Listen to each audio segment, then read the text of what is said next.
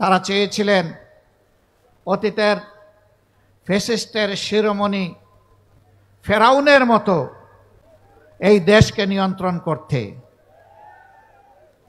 আল্লাহ যেভাবে ফেরাউনদের অতীতে বিদায় দিয়েছেন, এদেশেও ফ্যাসিবাদের ধারক বাহক যারা ছিল তারা অপমানজনকভাবে বিদায় নিয়েছে। এমনকি যাওয়ার সময় নিজের সহকর্মীদেরকেও বলে যেতে পারেনি যে আমি অমুক জায়গায় চলে যাচ্ছি। তারা আক্ষেপ করে বলেছে এমন একটি দল করলাম, নিরাপদে তিনি চলে গেলেন, কিন্তু আমাদের কি হবে তা বলে গেলেন না। এমন রাজনীতি বড় লজ্জার রাজনীতি। এই দল যারা করতেন, সরকারের ইশারা ইঙ্গিতে যারা মানুষের উপর জুলুম করেছেন, আশা করি তারা এখন বুঝতে পেরেছেন জনগণের বিপক্ষে দাঁড়িয়ে কখনো কেউ পার পায় না। আপনারা জানেন এই সরকার ক্ষমতায় আসার পরে এদেশের 18 কোটি মানুষের উপরেই তাণ্ডব চালিয়েছিল।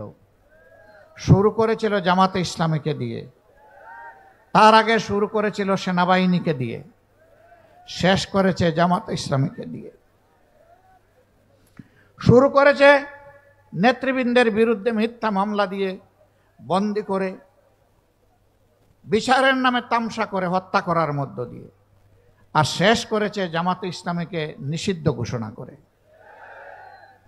আজকে বাংলাদেশের জনগণের অন্তর থেকে কে নিষিদ্ধ হয়েছে? কে? জুড়ে বলেন।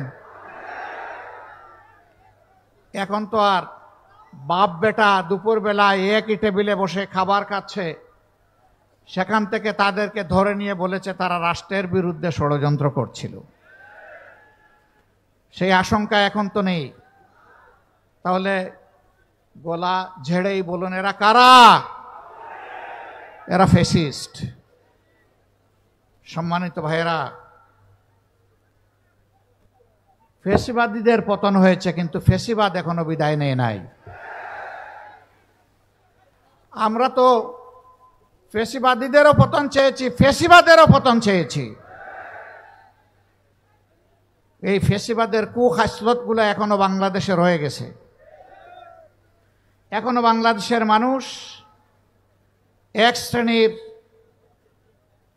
রাজনৈতিক কর্মী নামের যারা কলঙ্ক, তাদের হাতে এখনো নির্যাতিত হচ্ছে। রাস্তাঘাটে, ফুটপাতে, ব্যবসা প্রতিষ্ঠানে, মিল ফ্যাক্টরি, ইন্ডাস্ট্রিতে, পরিবহন সেক্টরে, সর্বত্র তারা ভয়াবহ চাঁদাবাজের তাণ্ডবে তারা অতিষ্ঠ। হ্যাঁ, ইতিমধ্যে জনগণ প্রতিরোধ করতে শুরু করেছে। জনগণের ধৈর্যের বাঁধ ভেঙে গেছে। আমরা এই সংগ্রামী জনগণকে অভিনন্দন জানাই এবং আশ্বস্ত করি, চাঁদাবাজ দখলদারদের বিরুদ্ধে আমরা একসাথে এগিয়ে যাব ইনশাআল্লাহ। আমরা এদেশের মানুষের নিরাপত্তা নিশ্চিত দেখতে চাই। রাষ্ট্রের এটি দায়িত্ব।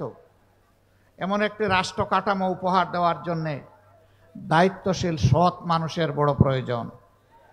বাংলাদেশ জামাতে ইসলামী যুগ যুগ ধরে সেই মানুষগুলাই তৈরি করার চেষ্টা করে যাচ্ছে।